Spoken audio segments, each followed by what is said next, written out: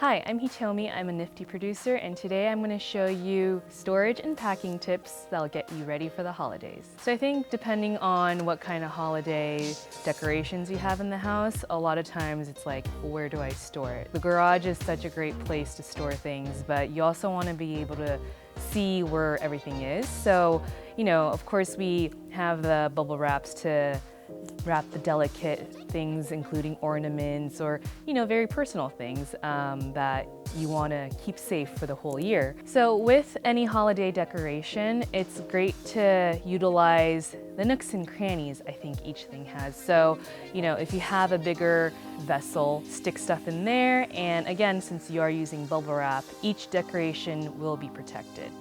So growing up, my mom's always been the one that decorates our house for the holidays, and she is so organized. So anytime during the holidays when she brought out decorations for whether it's Christmas tree or, for front door steps, it's really nice that she had everything labeled. Like each of her bins had exactly what was going to be in it. So when I came over to help her clean everything up, it was nice, like everything had a place, which made it super easy for both cleanup and setup for the next holiday. So one of the big reasons why we use these storage bins is because it will last forever. Like the one that my mom has at her house, probably for 30 years now, we've been using the same box over and over, the same tissue wrapper over and over, the same bubble wrap. So a little bit does go a long way. And also, I kind of avoid cardboard boxes only because bugs will eat through them, water will,